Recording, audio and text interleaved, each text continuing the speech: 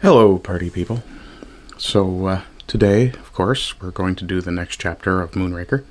But before we get to that, as usual, I will get the e-begging out of the way, and of course, the thank you to my 266 followers over on Rumble.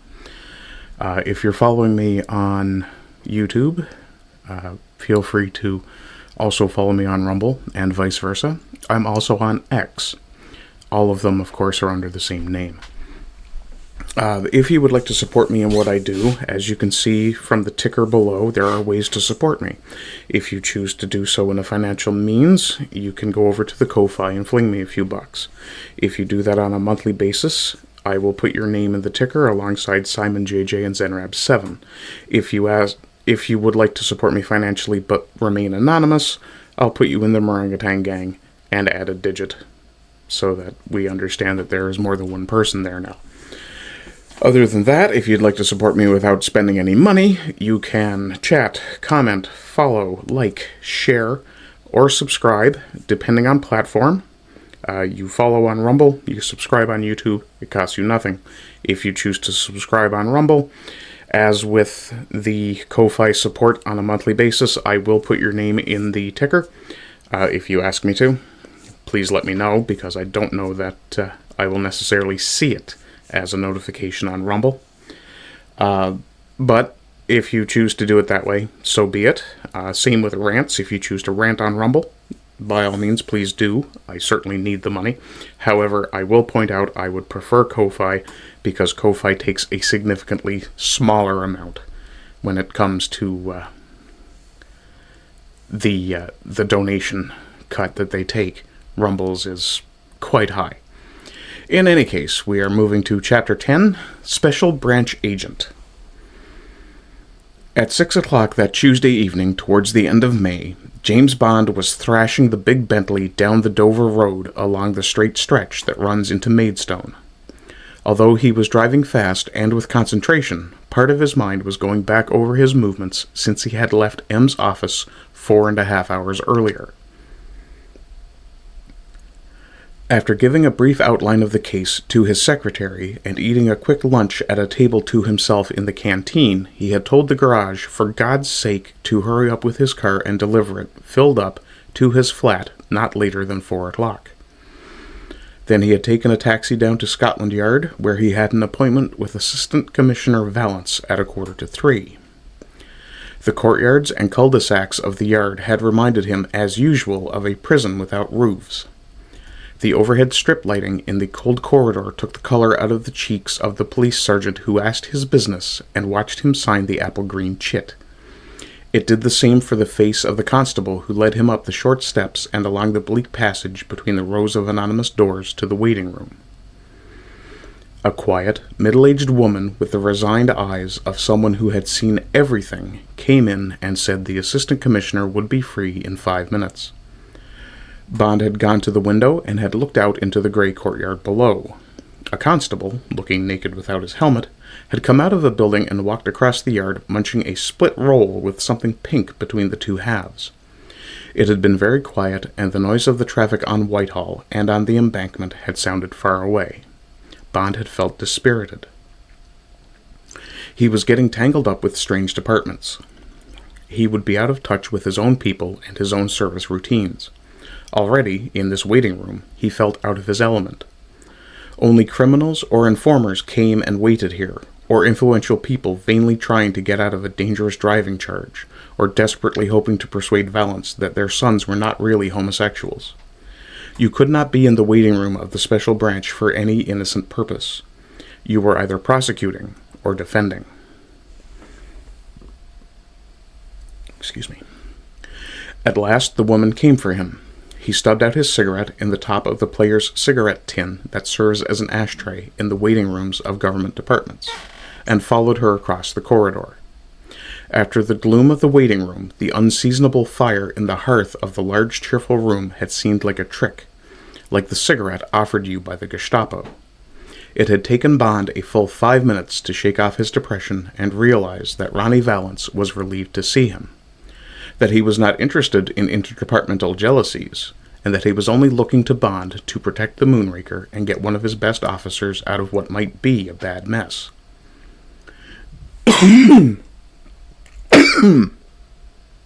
My apologies. Valence was a man of great tact. For the first few minutes he had spoken only of M, and he had spoken with inside knowledge and with sincerity. Without even mentioning the case, he had gained Bond's friendship and cooperation. As Bond swung the Bentley through the crowded streets of Maidstone, he reflected that Valence's gift had come from 20 years of avoiding the corns of MI5, of working in with the uniformed branch of the police, and of handling ignorant politicians and affronted foreign diplomats. When Bond had left him after a quarter of an hour's hard talking, each man knew that he had acquired an ally.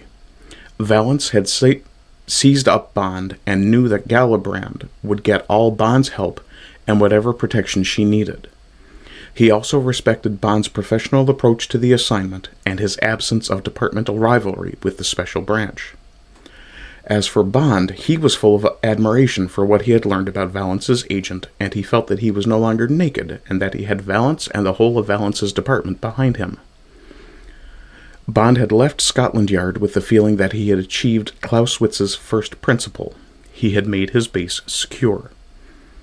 His visit to the Ministry of Supply had added nothing to his knowledge of the case. He had studied Talon's records and his reports. The former was quite straightforward, a lifetime in Army intelligence and field security, and the latter painted a picture of a very lively and well-managed technical establishment. One or two cases of drunkenness, one of petty theft, several personal vendettas leading to fights and mild bloodshed, but otherwise a loyal and hard-working team of men. Then he had had an inadequate half-hour in the operations room of the ministry with Professor Train, a fat, scruffy, undistinguished-looking man who had been runner-up for the physics division of the Nobel Prize the year before, and who was one of the greatest experts on guided missiles in the world.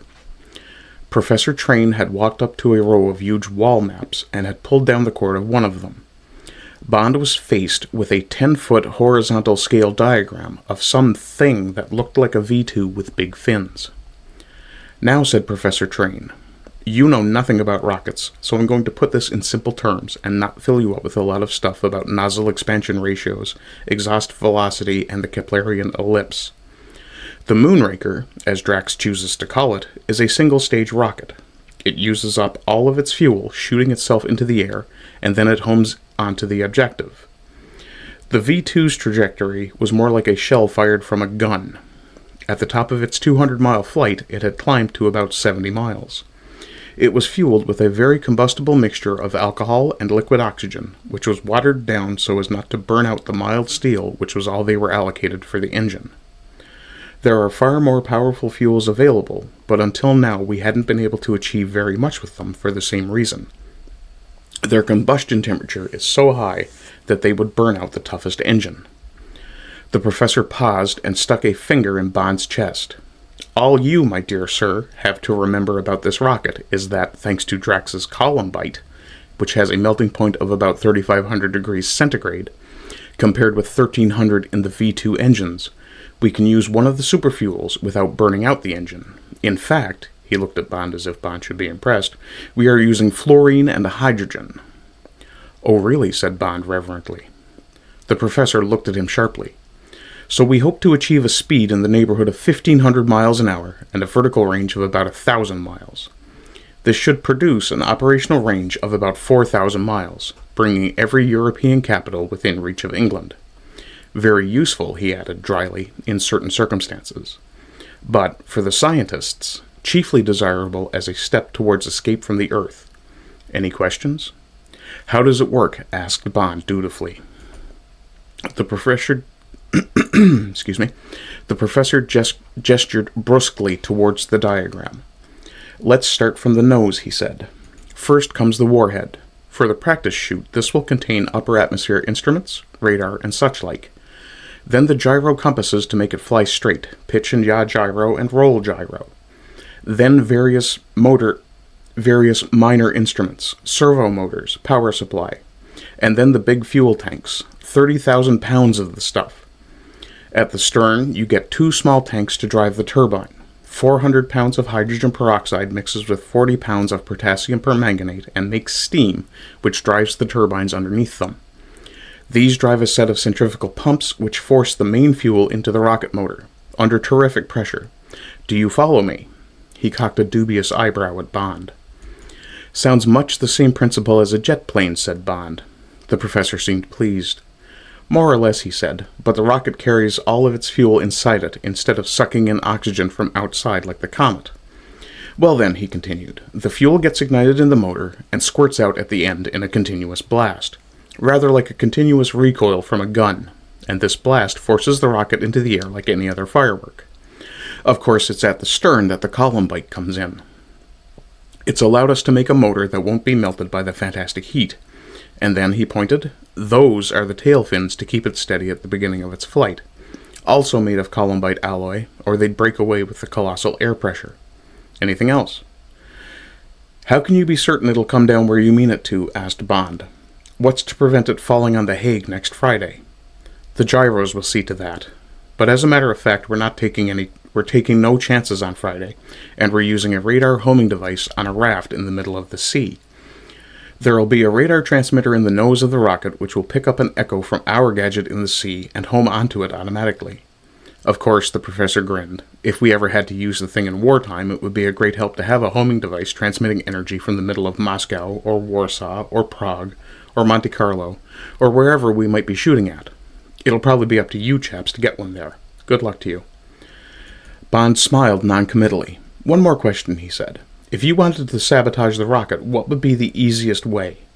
Any number, said the professor cheerfully. Sand in the fuel, grit in the pumps, a small hole anywhere on the fuselage or the fins. With that power and at those speeds, the smallest fault would finish it. Thanks very much, said Bond. It seems you've got fewer worries about the Moonraker than I have. It's a wonderful machine, said the professor. She'll fly all right if nobody interferes with her. Drax has done a sound job. Wonderful organizer. That's a brilliant team he put together, and they'll do anything for him. We've got a lot to thank him for. Bond did a racing change and swung the big car left at the Charing Fork, preferring the clear road by Chilham and Canterbury to the bottlenecks of Ashford and Folkestone. The car howled up to 80 in third, and he held it in the same gear to negotiate the hairpin at the top of the long gradient leading up to the Molash Road. And he wondered, going back into top and listening with satisfaction to the relaxed thunder of the exhaust, and what about Drax? What sort of a reception was Drax going to give him this evening? According to M, when his name had been suggested over the telephone, Drax had paused for a moment and then said, "Oh yes, I know the fellow. Didn't know he was mixed up in that racket. I'd be interested to have another look at him. Send him along. I'll expect him in time for dinner." Then he had rung off. The people at the ministry had their own view of Drax.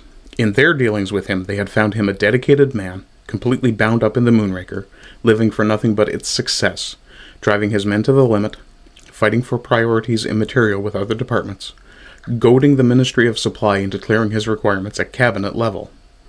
They disliked his hectoring manners, but they respected him for his know-how and his drive and his dedication. And, like the rest of England, they considered him a possible savior of the country. Well, thought Bond, accelerating down the straight stretch of road past Chilham Castle. He could see that picture too, and if he was going to work with the man, he must adjust himself to the heroic version. If Drax was willing, he would put the whole affair at Blades out of his mind and concentrate on protecting Drax and his wonderful project from their country's enemies. There were only about 3 days to go. The security precautions were already minute, and Drax might resent suggestions for increasing them. It was not going to be easy, and a great deal of tact would have to be used. Tact. Not Bond's long suit, and not, he reflected, connected in any way with that he knew of Drax's character. Bond took the short cut out of Canterbury by the old Dover Road and looked at his watch. It was 6:30. Another 15 minutes to Dover, and then another 10 minutes along the Deal Road. Were there any other plans to be made? The double killing was out of his hands, thank heaven. Murder and suicide while of unsound mind had been the coroner's verdict. The girl had not even been called. He would stop for a drink at the World Without Want and have excuse me, and have a quick word with the innkeeper. The next day he would have to try and smell out the something fishy that Talon had wanted to see the minister about. No clue about that. Nothing had been found in Talon's room, which presumably he would now be taking over. Well, at any rate, that would give him plenty of leisure to go through Talon's papers. Bond concentrated on his driving as he coasted down into Dover. He kept left, and was soon climbing out of the town again past the wonderful cardboard castle. There was a patch of low cloud on top of the hill, and a spit of rain on his windshield. There was a cold breeze coming in from the sea. The visibility was bad, and he switched on his lights as he motored slowly along the coast road. The ruby-spangled masts of the Swingate radar station rising like petrified Roman candles on his right. The girl? He would have to be careful how he contacted her, and careful not to upset her. He wondered if she would be of any use to him. After a year on the site, she would have had all the opportunities of a private secretary to the chief to get under the skin of the whole project, and of Drax. And she had a mind trained to his own particular craft. But he would have to be prepared for her to be suspicious of the new broom, and perhaps resentful. He wondered what she was really like. The photograph on her record sheet at the yard had shown an attractive but rather severe girl, and any hint of seductiveness had been abstracted by the cheerless jacket of her policewoman's uniform. Hair, auburn, eyes blue, height 5'7", weight 9 stone, hips 38, waist 26, bust 38. Distinguishing marks, mole on upper curvature of right breast. Thought Bond. He put the statistics out of his mind as he came to the turning to the right. There was a signpost that said Kingsdown and the lights of a small inn. He pulled up and switched off the engine. Above his head, a sign which said World Without Want in faded gold lettering groaned in the salt breeze that came over the cliffs half a mile away. He got out, stretched, and walked over to the door of the public bar. It was locked. Closed for cleaning. He tried the next door, which opened and gave access to the small private bar. Behind the bar, a stolid-looking man in shirt sleeves was reading an evening paper. He looked up as Bond entered and put his paper down. "Evening, sir," he said, evidently relieved to see a customer. "Evening," said Bond. "Large whiskey and soda, please." He sat up at the bar and waited while the man poured 2 measures of black and white and put the glass in front of him with a siphon of soda. Bond filled the glass with soda and drank. "Bad business you had here last night," he said, putting the glass down. "Terrible, sir," said the man, "and bad for trade. Would you be from the press, sir? Had nothing but reporters and policemen in and out of the house all day long." "No," said Bond. "I've come to take over the job of the fellow who got shot, Major Talon. Was he one of your regular customers?" "Never came here but the once, sir, and that was the end of him. Now I've been put out of bounds for a week, and the public has got to be painted from top to bottom. But I will say that Sir Hugo has been very decent about it. Sent me 50 quid this afternoon to pay for the damage. He must be a fine gentleman, that. Made himself well liked in these parts, always very generous, and a cheery word for all." "Yes, fine man," said Bond. "Did you see it all happen?" "Didn't see the first shot, sir. Serving a pint at the time. Then, of course, I looked up, dropped the ruddy pint on the floor." "What happened then?" "Well, everybody's standing back, of course. Nothing but Germans in the place, about a dozen of them. There's the body on the floor, and the chap with the gun looking down at him. Then suddenly he stands to attention and sticks his left arm up in the air. 'I'll,' he shouts, like the silly bastards used to do during the war. Then he puts the end of the gun in his mouth. Next thing, the man said with a grimace, 'He's all over my ruddy ceiling.'" "That was all he said after the shot?" asked Bond. "Just Heil?" "That's all, sir. Don't seem to be able to forget the bloody word, do they?" "No," said Bond thoughtfully. "They certainly don't."